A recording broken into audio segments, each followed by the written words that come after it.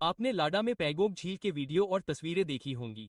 चारों ओर से साफ नीला पानी और ऊंचे ऊंचे बर्फीले पहाड़। ये शांत दिखता है ना? लेकिन उस खूबसूरती के पीछे कुछ बड़ा और गंभीर हो रहा है, कुछ ऐसा जो भारत की सुरक्षा स्थिति को हमेशा के लिए बदल सकता है। आज हम एक ऐसे सैन्य कदम के बारे में जानेंगे जो चीन ने हमारी सीमा के ठीक पार किया है। पैगोंग झील के पास एक बिल्कुल नई हाईटेक एयर डिफेंस साइट का निर्माण। अब यह सिर्फ एक और निर्माण स्थल नहीं है। नई उपग्रह छवियों के अनुसार चीन radar system, barrack, command centre और सबसे महत्वपूर्ण, मिसाइलों को छिपाने के लिए वापस खींचने योग्य छत वाले आश्रयों के साथ एक पूरी तरह से उन्नत मिसाइल रक्षा आधार स्थापित कर रहा है। जी हाँ, गराज के दरवाजे की तरह वापस खींचने योग्य छतें जो मिसाइल दागने का समय आने पर खुलती हैं और तुरंत बंद हो जाती हैं। आइए कदम दर कदम चलते हैं, क्योंकि इस कहानी को समझना एक बहुत ही रणनीतिक पहेली में बिंदुओं को जोड़ने जैसा है।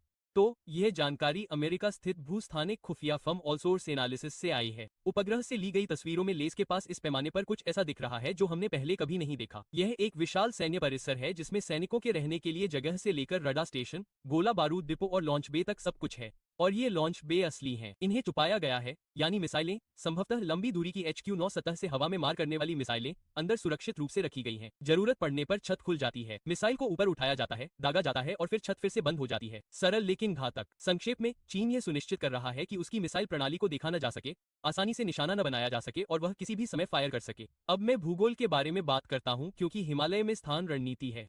यहाँ पैगोंग झील है। यह काली रेखा मैकॉन रेखा की वास्तविक सीमा है।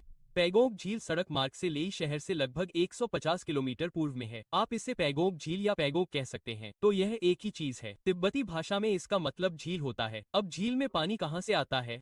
पास के पहाड़ों से ग्लेशियर पिघलकर पैगोंग झील में मिलते रहते हैं।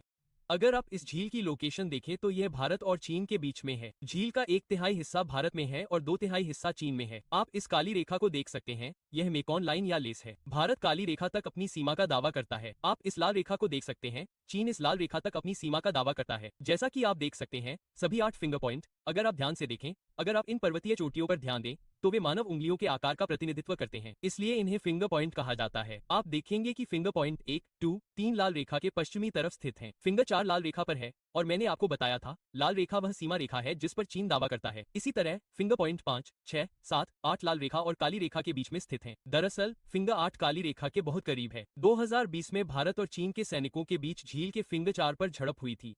चीन ने फिंगर 4 और 8 के बीच कई हिस्सों में कुछ सैन्य चौकियां बनाई हैं। तो चीन ने जो नई हवाई रक्षा साइट बनाई है, वह 2020 के चौथे मुख्य टकराव बिंदु से लगभग 110 किलोमीटर दूर है। इसका मतलब है कि यह इसी इलाके में कहीं है। दूसरी साइट और भी दिलचस्प है। गार काउंटी वास्तविक नियंत्रण रेखा से लगभग 65 किलोमीटर दूर है। यह महत्वपूर्ण क्यों है? क्योंकि गार काउंटी सीधे भारत के नीमा हवाई अड्डे के सामने है। यह एक हवाई अड्डा है जिसे भारत लद्दाख में अपनी तीव्र तैनाती और हवाई हमले की क्षमता को मजबूत करने के लिए उन्नत कर रहा है। तो इसके बारे में सोचिए। भारत अपने आसमान की सुरक्षा के लिए नोमा को मजबूत करता है और चीन इसके ठीक सामने एक लंबी दूरी की मिसाइल रक्षा स्थापित करके इसका मुकाबला करता है। यह एक शतरंज की बिसात की तरह है। हर चाल का एक जवाबी कदम होता है। ये दोनों पक्ष मिलकर एक एकीकृत हवाई रक्षा नेटवर्क बनाते हैं। सरल शब्दों में कहें तो चीन आसमान में एक दीवार बना रहा है, एक रक्षा कवच जो इस क्षेत्र में उड़ने वाली किसी भी चीज का पता लगा सकता है, उसे ट्रैक कर सकता है और उसे मार गिरा सकता है। अब यहाँ से यह वास्तव में दिलचस्प हो जाता है। हर कोई इन रिट्रैक्टेबल रूफ की चर्चा क्यों कर रहा है? क्योंकि ये पूरी तरह से रणनीति में बदलाव का प्रतीक है। पहले मिसाइल सिस्टम को ज्यादातर खुले में रखा जाता था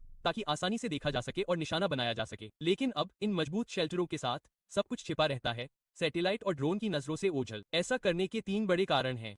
पहला, छिपाव। भारत की निगरानी आसानी से यह पता नहीं लगा सकती कि अंदर क्या है। अब उस जानकारी के बिना जवाबी हमला करना बहुत मुश्किल हो जाता है। दूसरा कारण, सुरक्षा। ये शेल्टर मजबूत हैं, बम विस्फोट या मिसाइल हमलों का सामना नहीं कर सकते, इसलिए चीन के उपकरण युद्ध में भी लंबे समय तक टिके रहते हैं। और तीसरा कारण, हवाई क्षेत्र पर नियंत्रण। HQ-9 जैसे सिस्टम के साथ चीन ये 2 बबल बना सकता है, जो एंटी एक्सेस एरिया डिनायल है। इसका मतलब है कि अगर कोई भारतीय विमान उस क्षेत्र में घुसता है तो उसे तुरंत खतरा हो सकता है। यह आसमान में एक अदृश्य बाड़ लगाने जैसा है, ठीक वैसे ही जैसे रूस ने सीरिया में किया है। इससे साफ पता चलता है कि चीन अब अल्पकालिक झड़पों के लिए तैयारी नहीं कर रहा है, वह लंबे खेल के लिए तैयारी कर रहा है। स्थायी ढांचा, लंबी दूरी की रक्षा प्रणाली और रणनीतिक तैयारी, ये सब एक ही बात की ओर इशारा करते हैं। चीन हिमालय में किसी भी तरह के संघर्ष के लिए तैयार रहना चाहता है, और यहीं पर समय बहुत मायने रखता है।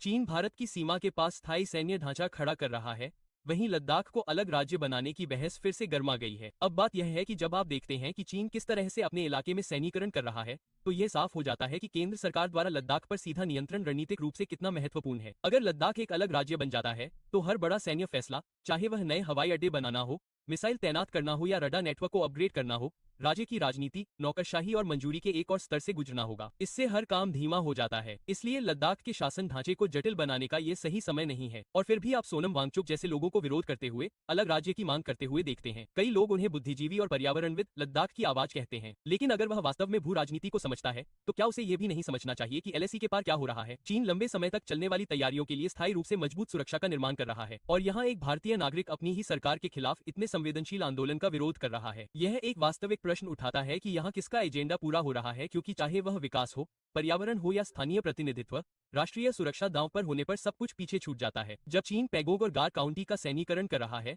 तो भारत लद्दाख में ध्यान भटकाने या विभाजित नियंत्रण का जोखिम नहीं उठा सकता। तो आइए एक कदम पीछे हटकर बड़ी तस्वीर देखें। चीन चुपचाप, रणनीतिक और स्थायी रूप से लद्दाख में खेल बदल रहा है। वह दुनिया की छत पर एक किला बना रहा है। भारत के लिए इसके दो मतलब हैं। नंबर 1, सतर्कता, अपनी निगरानी को मजबूत करना और एलसी पर हर हरकत पर सतर्क रहना।